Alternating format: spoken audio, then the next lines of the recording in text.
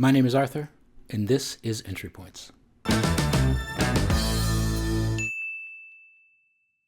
Angela Duff is an Associate Vice Provost at New York University, an industry professor in integrated design and media at NYU Tandon in Brooklyn, New York. She organizes and leads conferences and workshops on generative AI for teaching and learning in higher education, which is a large part of our conversation. She also curates music symposia and has conducted more than a dozen of in-person and virtual events that focus on the artist Prince. In addition, Duff produces and co-hosts What Did Prince Do This Week?, a weekly online book club series on her Polished Solid YouTube channel. Okay, here's Angela Duff.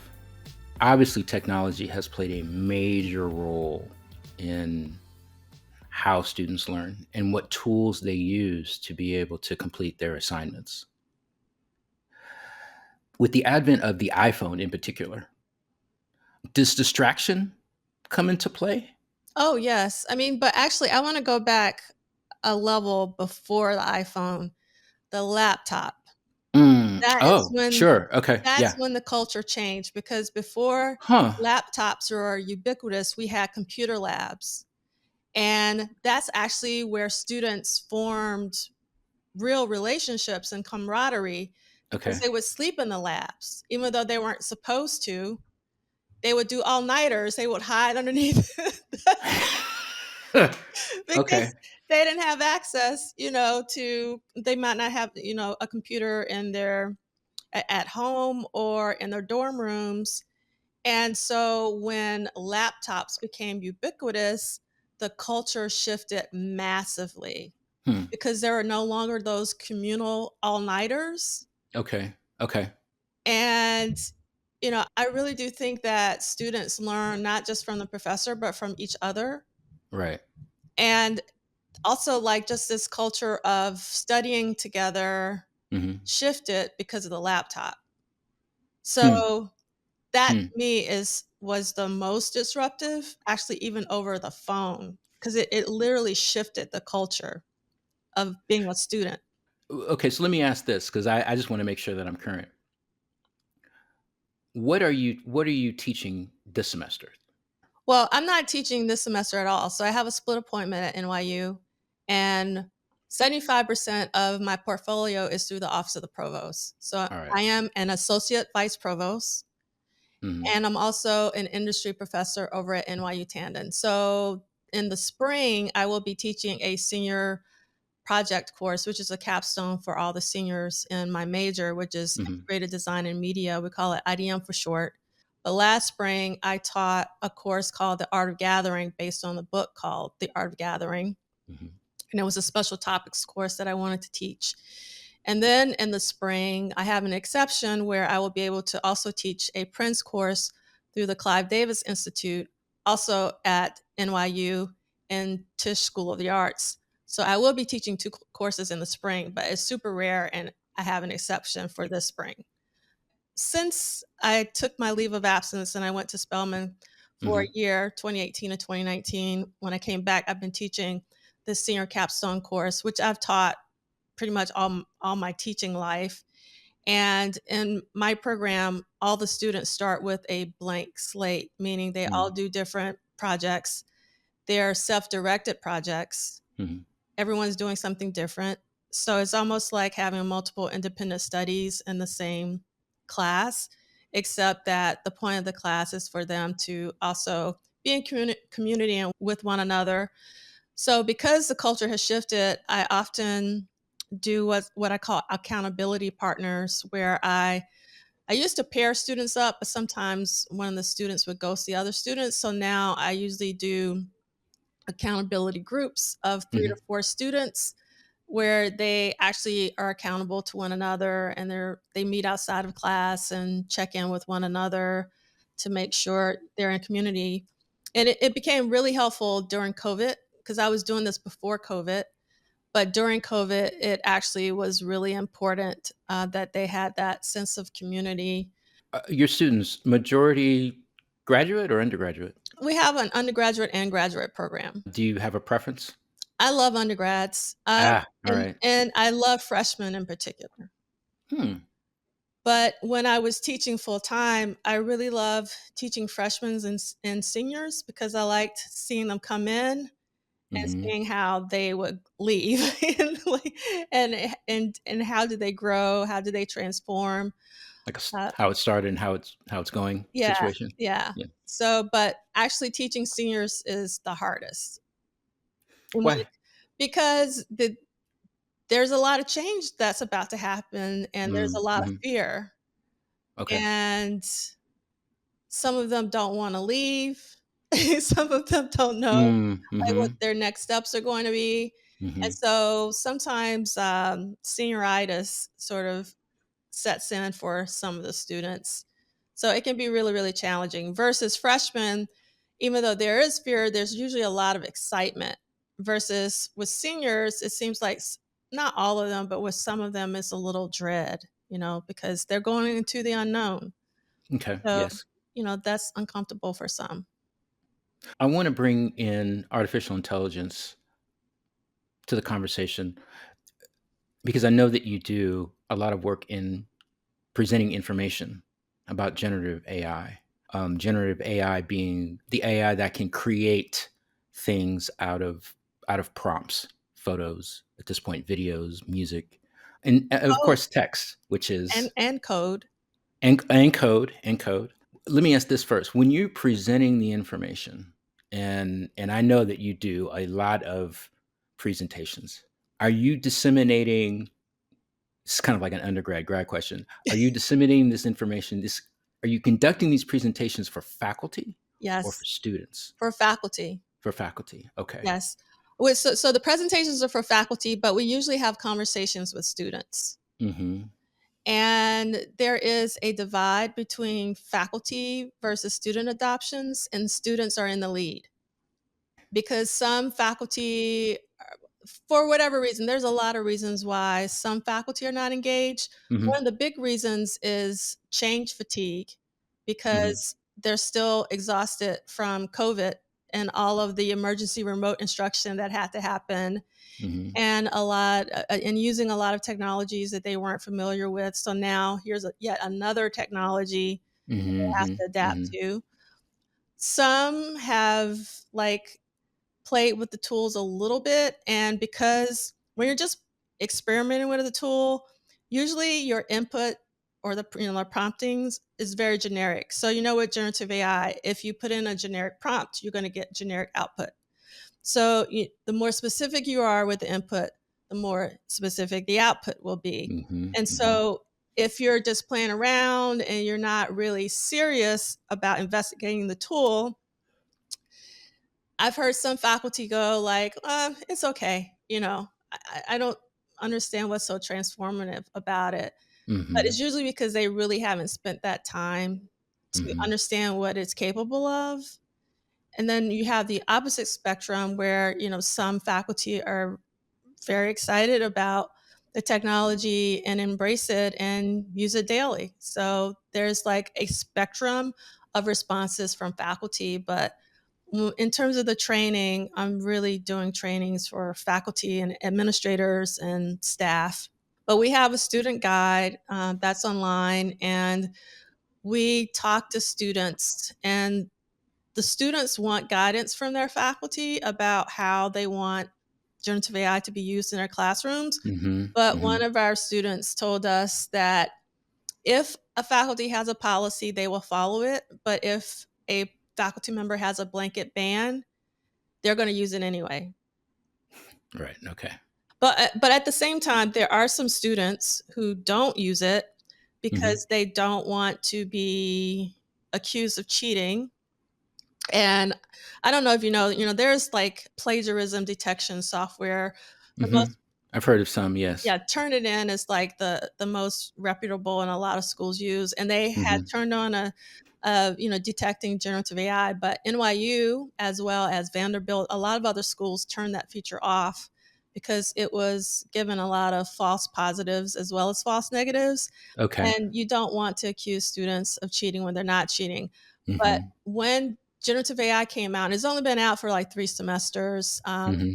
a huge narrative around it was cheating. So, Yes. a lot of students who choose not to use it, they don't want to be accused of cheating. But the place where we really should be thinking about is like what kind of learning loss is happening, as opposed to focusing on cheating, because cheating has always been around. Like, generative AI did not Hmm. bring Create. didn't Yeah. create, cheating. And then the other thing is there's something called paying for papers, and there's Hmm. all sorts of Hmm. things Hmm. that happen. So one faculty member really described it as the democratization of cheating, which is, I thought, was a really interesting observation. So if you can kind of get past that, because cheating has been around forever, um, trying to figure out, how where and how the learning loss is happening. So it really goes back to how we started this conversation, Hmm. is why, like starting with why. So in the academy for hundreds of years, there's been a lot of what. It's about, the transfer of knowledge. Right. And because of generative AI, I'm hoping that there will be more of a shift to why, like why you want students to do certain things Hmm. as opposed to just the what. It's a hard sell to a student, to write this, essay, or even it's really hard to get students to read nowadays. But if you can talk to them about why it's important for them to be Hmm. able to write, or why you should read this, I think it's you might get through to some of the students. And I think it's really important to stress the why as opposed to what. You're talking about the blanket policy, and I've always felt that a situation like that is a bit lazy, just from the standpoint of what you were saying. Like, listen, this is coming. This is It's here. happening. It's It's here. here. Yeah. Um, and when you said that, it resonated with me to when I first, I guess, discovered, if you will, the power and the significance of generative AI, which wasn't about, help me write this letter, which was kind of useful, but it felt a little like a parlor trick. Hmm. But when I saw a couple of videos on YouTube that were done, and I forget the studio that put them together, but one was like, they're both like trailers. And one was like a trailer of like a Star Wars story done in the style of like a Wes Anderson film. And I was looking at it, and I learned that this was created with a tool called Midjourney. So I'm thinking that this is some elaborate three-dimensional modeling and shading software package that produces this really unique result. But as I found out more about what Midjourney was, I realized, oh, wait a minute, this whole thing was created through typing in very descriptive prompts and done via Discord. That's not hard to do, at least from a point of access. And that's when I said, oh, now I get it. Would that be something that you would want to promote students to learn how to do as part of their creativity, as maybe a means for them to insert themselves into? So I think the key thing that you said right there was insert themselves. So you can Mhm. say that in many different ways, having your own voice, Yeah. your own creativity. And one of the things about using these tools, well, let me go back. Yes, I definitely think that students should use these tools so that they know what they are capable of. And they are a tool just like any other tool, right? Mhm. So Mhm. you have to decide when you're going to use a tool and when you're not going to use a tool. Like it just shouldn't be default that you're always going to use this tool, because especially in my particular field, it is very competitive. And I always tell my students that you're really competing on an international scale, Mhm. because now there are a lot of remote positions with different companies, and you need to be able to stand out.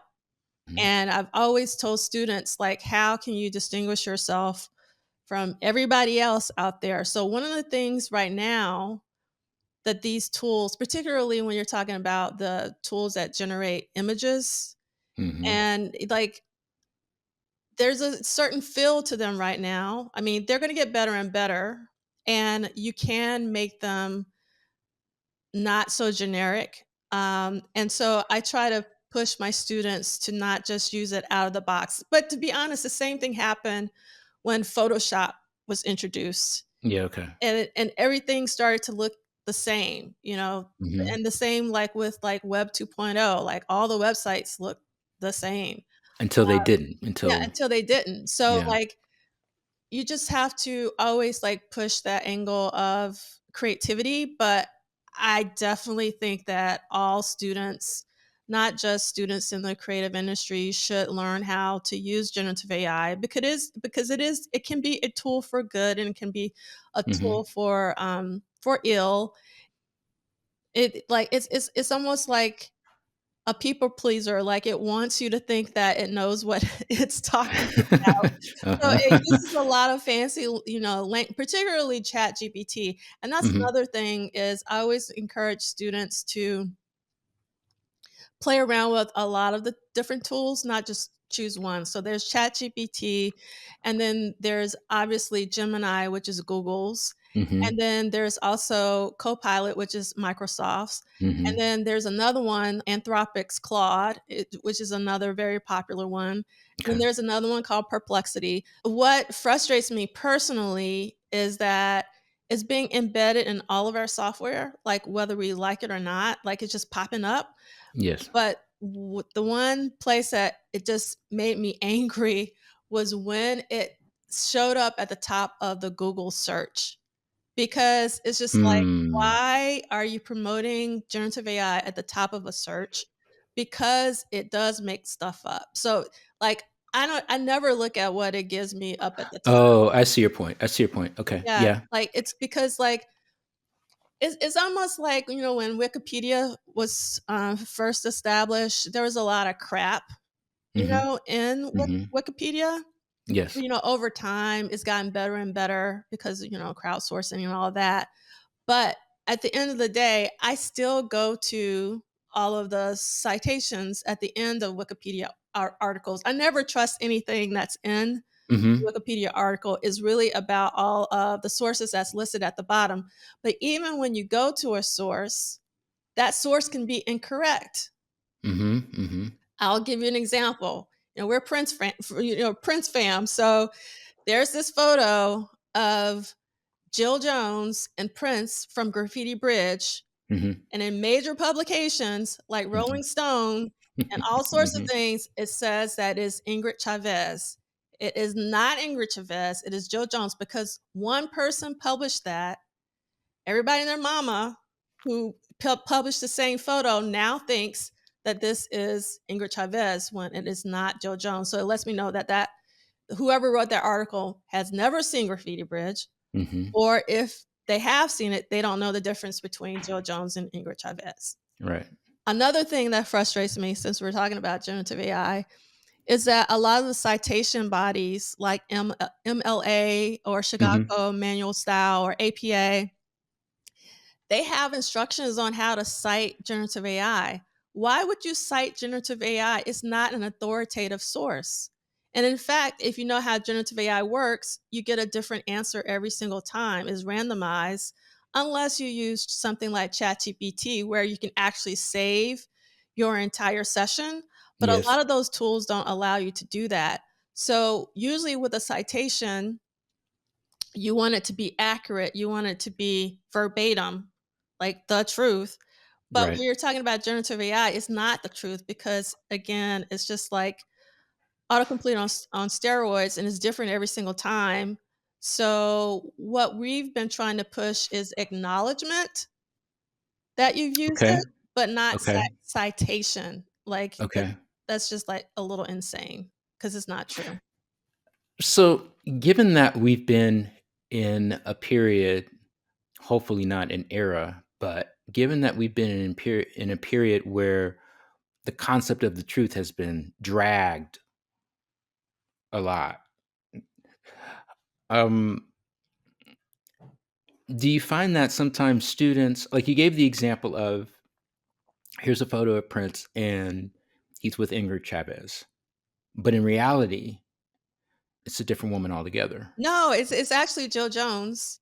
Well, no, I'm with you, but I mean, the point that I'm making is, to a student or to a journalist in a blog or in their paper who just kind of wants to get to the end result. Well, why does that matter? Does it matter that it's Joe Jones and not Ingrid Chavez? I mean, so what? It's Prince in this movie, Graffiti Bridge. That's the aim that I want. I mean, it feels like the truth and is selectively relevant based on the person's desire and their goal. I disagree. So, like, for me, it would be like saying a black square is a blue square Hmm. and a blue square is a white square, because it boils down to communication at the end of the day. So, I mean, all words are made up, right? Like, it just Right, all words are right. made up. According to the But great philosopher Thor, yes. yes, but the reason why they have meaning is because we have agreed as a Mm-hmm. society that this word means X, this thing Mm-hmm. does X. We have come Hmm. to an agreement.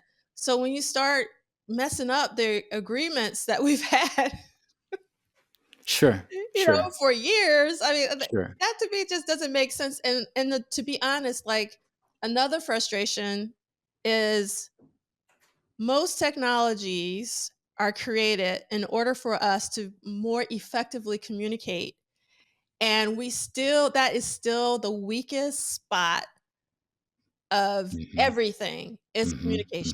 Hmm. So Hmm. no Hmm. matter how many tools are created, the magic, like, we're magically going to communicate better and understand each other better, or it's more efficient. Let's think of email. Like, email is supposed to be more efficient. Now it is one of the largest time sinks. Sure, sure. So it's just like, it's really, really hard for technologies to do what they're created to do, and they usually end up with a lot of what I call overhead. Do you feel that it numbs creativity? Yes. Mm.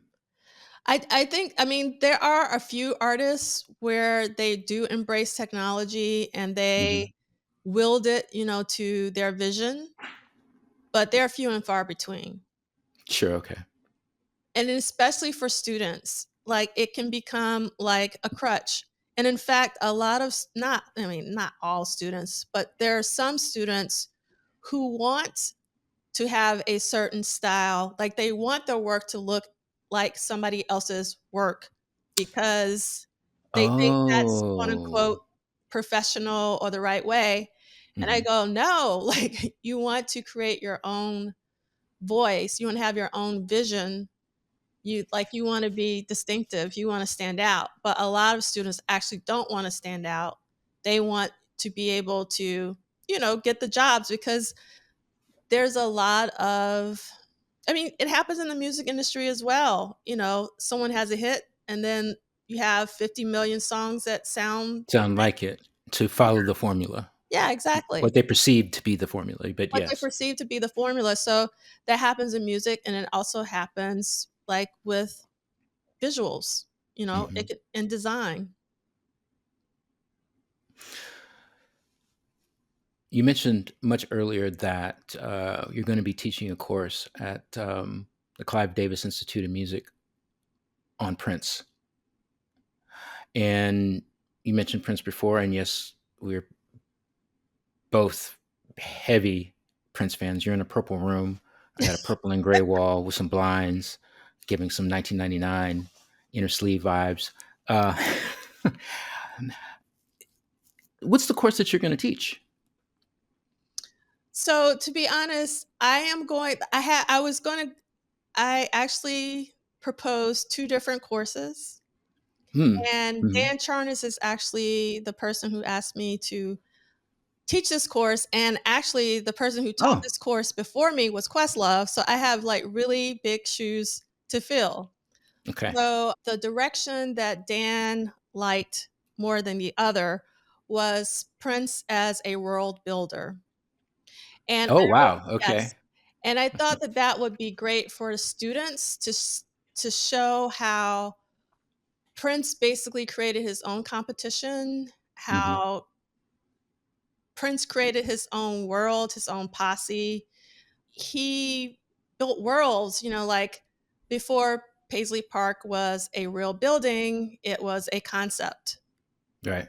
that became a song. And then that song became a building. And then now this building has literally transformed into what he wanted in terms of Mm-hmm. being Paisley Park is in our hearts, right? Mm-hmm. Mm-hmm. Mm-hmm. And so I'm hoping to show students that they can create their own. There's this I really wish that I could remember the name of this studio. There were some students at the Kansas City Art Institute. I can't remember their name, but there were four guys. Mm-hmm. And to make a long story short, they ended up eventually creating the motion graphics title sequence for a Bond film. But Okay. they had all the success in between, and they were in Mm-hmm. Kansas City. Because for a long time, I thought, like, if you wanted to be in media, that you needed to go to LA or to California, like one of, the major hubs. But Yeah. they built this amazing studio in Kansas City and Huh. got all sorts of things, and I always talk to my students about that. Also, going back to music, if you think of, like, something like the Soulquarians, like Mm-hmm. how they had this posse and how they were working on each other's projects and how Mm-hmm. they really lifted their own ships, so to speak. Mm-hmm. And so I see Prince in the same way in terms of, creating Vanity Six and creating The Time and Jamie Starr and everything that happened. So I'm hoping that students will get something out of that. Mm-hmm. And so that's really going to be the focus of the course. We've known each other for a number of years, so obviously I'm biased, but between Questlove and Dan Charnas, who wrote an excellent book on the Excellent. life of Jay Dilla. I highly recommend the audiobook because he reads it, and it's Oh, incredible. okay. It's not I the have the same. print version, so I'll check out the audio You version. gotta you gotta listen to the audiobook. He does a fantastic job. But I think that you could fill those shoes. You have created, by my count, and I think I'm off, 15 virtual and physical symposia, salons that detail aspects of Prince's life and career centered around the albums that have been released. You have done a lot of work both in scholarship and community building that I suspect you incorporated some of your skills in dealing with your years of teaching in students and your desire to get students together and to talk to each other and to exchange ideas. Um, I don't think you're going to have any problem furthering the legacy of Prince curriculum at NYU. Do, do you find that the work that you do in the Prince community is therapeutic for you, given Prince's sudden death and the vacuum and grief that can create amongst Prince fans? Yes, and it's been 13 events because I did count them because I'm really bad with math, and I was like, I don't know how many of these things I've done. So it's been 13 total, Okay. and it will be 15 next year because I'm doing two, one for Round Rolling a Day and the other Hmm. for the Gold Experience. The therapeutic part actually came with the podcast. So I actually did my first podcast with Grown Folks Music, which is now defunct, in March of 2016. Note that date. March of Okay. 2016. And Was that the parade yes, it was show? the All right. parade under the cherry moon because it was the 30th anniversary of Parade and Under the Cherry Moon. And another thing you have to understand is in February of 2016, Vanity passed. Denise Matthews. So I was already grieving. And in fact, if you listen to that podcast, I was like, we got to give everyone their flowers because we don't know who's next. And I would have never, ever thought in a Right. gazillion years that it would have been Prince. So the podcasts were really important for me because when he passed, I couldn't listen to any music, not even Prince's music. Like I didn't listen to music for probably I know for sure for a full 6 months. And the podcasts were a way for me to grieve.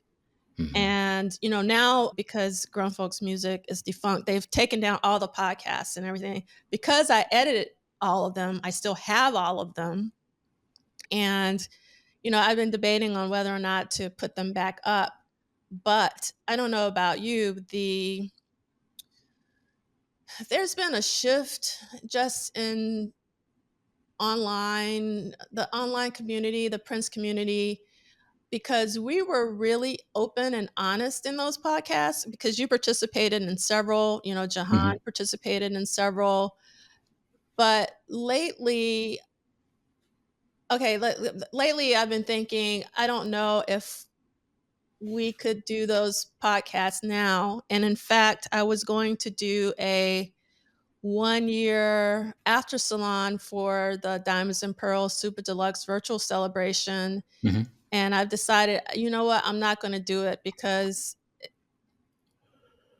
the online community, they're just at a different place. You have to be very careful what you say. And it's just not fun anymore in terms of, just being open and honest how you feel about certain songs. So, I still enjoy very much doing What Did Prince Do This Week, which is a weekly podcast where we're reading Dwayne Tudall's studio sessions series. And that is more fact-based. This is what Prince did this week. There's a little commentary, but not much. So, I mean, sometimes, we have some viewers that might get upset about, something that's said, but it's way different from how we used to do the podcast when it was really about our own personal relationships with certain songs and albums. And to be honest, the only place where I come alive the most is when I'm talking about Prince. In fact, when I started doing the podcast for Grown Folks Music, even my mom said, "Oh my God, like I'm seeing a different side of you that I've never seen." My own Yeah. mom. Yeah. And that was because I felt like it was a safe space. But like lately, I don't even feel like the Prince community is a safe space.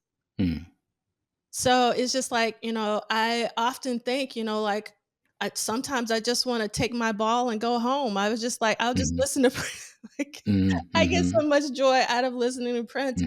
I don't have to do this stuff. But it really boils down to community, like particularly when Prince passed. I thought it was real, and I still do strongly believe that the community is really important. That we should be in community with one another around Prince, because I'm at this point where I want his legacy to live on, and Yes. it's going to take all of us, not just one person, but all of us to, keep his name on the lips of the children, which is, my mission, as you know. I think that music can heal music can save lives because it saved Mhm. mine, Mhm. and it is what my family calls serious business. Like, this is, music is serious business. Prince is serious business. Something that I really appreciate about your events is the community that you have attracted, because in many ways the presenters, and even especially if they're virtual, the chat commentary that happens when the presentations are going on is so very honest, and differences of opinion are not attacked for the most part, for the overwhelming most part. So I am happy that you've decided to, on your YouTube channel, Polish Solid, post the presentations that go on at these symposium, regardless if they're virtual or in person at NYU, because it gives a different side of the community, and that community gives a different kind of conversation. Um, and I think it helps to give a more complete picture of the career and impact of Prince. So I know I've said this before, but I always like to say it. Thank you for that. Yeah, I'm really thankful for you and all of your contributions, and everyone who presents or participates in a roundtable discussion. And kind of going back to our conversation about the Prince course that I want to teach and why I really want to focus on world building, there's a company, they used to be called 37 Signals, but now Hmm. they're called Basecamp. Yeah. And I've been following that company for a very long time. And Jason Fried, who's one of the Hmm. founders, he, a long time ago, maybe 20 years ago, I heard him say, you should scratch your own itch, right? Yep. So with the symposia, it actually, I've told you this before, but you've probably forgotten. So the reason why I wanted to do a symposium is because of the music snobs. Oh, And I I did always, forget yes. And my before, other podcast. yes. And before the music snobs and before podcasts were even a thing, when I was in college, I had these two friends. One has passed. His name is Kevin Hmm. Roberts, and the other lives in Japan now, Aaron Brown. But we went to a gazillion shows together, a lot of 24/7 spies, a lot of Hmm. Fishbone. Hmm. We listened to records together, and we Hmm. would just have conversations with one another. And, Hmm. obviously, as we got older and our lives, You drifting. drifted and all that, Mm. I didn't have anyone to talk music with anymore. Mm. And then when I heard the music snobs, and I was like, oh, I've missed this. This is what I Mm. had with Kevin and Aaron. I so want this. So I was like, okay, well, I can have my own music snobs, but I just want to talk about Prince. So this Mhm. Prince podcast. So that was really important to me because I wanted to have the conversations that I wanted to have Mhm. about Prince's music. So Mhm. what's really great about curating the symposia is that I get to hear from people that I want to hear from. And in some cases, I specifically ask for things that I want to hear. Like, for Mm. instance, Mhm. from the virtual symposium, I knew that Scott Woods had done a Twitter thread on Solo, and Solo is my favorite song off of Come. And I asked Scott, who is extremely busy, and he Mm. doesn't say Mhm. yes every time I ask because I know Mhm. he's busy. And Mhm. I was like, if there is a God, I was like, please do a presentation on Solo, because there's Mhm. no one else I would want to do a Mm. presentation on Solo but you, Mhm. Scott Woods. Mm. And he Mm. said yes. And speaking of Scott Woods, another Twitter thread that he did Mhm. was when he was comparing the clubs in all of Prince's films. And I was like, oh my God, that would be a brilliant presentation. Mhm. And I was like, Mhm. Scott, can you make a presentation out of your Twitter thread? Mhm. And Mhm. he said yes. And it's still one of my favorite presentations. Yeah, one of mine too. all of and there's been a lot of presentations. Mhm. So, sometimes I'm able to hear things, see things. For instance, I know that Edgar Cruz, the Americanized Mhm. version of his name, will always bring a lot of artifacts that I have never seen. And everybody can't do, everything all the time. Like, sometimes there's got to be a little give. So I am very grateful that I'm able to have those conversations that I used to have with my Mhm. best friends and one I can't Yeah. have any Yeah. conversations with anymore. Mhm. Yep. Mhm. Yeah. So tell me, what's next? Because you're like the third busiest woman that I even know of. But like, what's you know, what's next for you? Do you see yourself furthering your career as an academic, being an assistant to a vice provost of the university? I mean, Do you feel associate. that? I'm actually an associate vice provost because you go from Okay. assistant to associate to vice. So I'm actually Okay. I am an associate vice provost, and I actually work under two vice provosts. One All is right. the vice provost for AI and technology and Mm. education. His name is Mm-hmm. Clay Shirky. I work with Mm-hmm. him. He always tells me, "Don't say that I work for him. I work with him because I do All right. with him." Say that. And yes, and Mm-hmm. his name is Clay Shirky, and he's amazing. He's Mm-hmm. actually an author and journalist, and he's just really, really incredible. Then I also work with the vice provost of faculty engagement. He has a longer Mm. title, and his name is Charlton McElwain. And so they are very different in terms of their styles, and I'm learning a lot. But my life has never been about, how can I say this? I remember a long time ago, actually, when I was just about to graduate from Mm-hmm. graduate school, and I was having dinner with one of my classmates and their parents, and they asked me something similar, like, what are your next steps, or what you have in store. And I went like, I don't think like that. That's not. Mm-hmm. I've never thought like that, and I still don't. For me, it's always been about scratching my own itch, Mm-hmm. as well as curiosity, and I am also a lifelong learner. I still want to create an edited volume from some of the talks, Mm-hmm. from some of the symposia. Like, one of the things I really admire is, Dr. Kirsty Fairclough's Mm-hmm. publishing record. Like, she is constantly like publishing volumes, either, like a lot of edited volumes. And I just haven't had the opportunity to do so because it takes a lot of time to do the symposia. And, I did two last year. I'm going to do two next year. Mm-hmm. I'm also doing this now, the weekly What Did Prince Do This Week, which I want to continue for at least 2 more years, because we Mm-hmm. have to, read the second book in Tudor's, session series.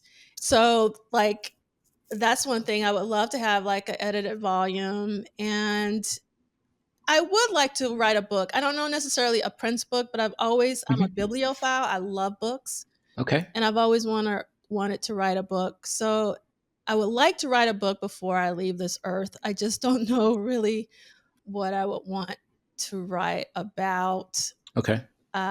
So I just need to get some clarity about, what I would want to write about. But yeah, but it kind of goes, everything that I love, I feel like is being devalued. Like, music is being devalued. Mm-hmm. Like, so when I talk about generative AI, I'm somewhere in the middle. There are some extremes. There's some Mm-hmm. people who say, it's the end of the world as we know it, the end of creativity, whatever. And then we have the other people who say, oh my God, this is the most amazing thing ever.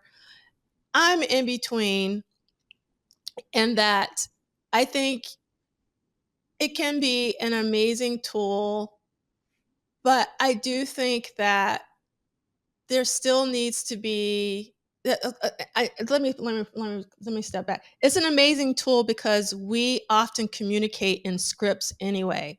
Hello, how are you? Okay. I'm Right. fine. Mm-hmm. No one Mm-hmm. really talks to each other. It's Mm-hmm. scripted. It has Mm-hmm. always been scripted. So in some regards, I totally understand, like, if you're applying for a job, that there's a certain form to a cover letter, there's a certain form to a resume. But like when you're talking about true creativity, the thing is, like, the way that generative AI is created is that it is basically based on all this data that's being fed to it. So in my personal opinion, generative AI will never be as creative as a human being because it is actually basing everything on past creations, not new creations. This has been Entry Points. Find us online at entrypoints.com. That's entrypts.com. You can find all of our shows on Apple Music, Spotify, and anywhere and everywhere fine RSS feeds are consumed. We'll see you next show.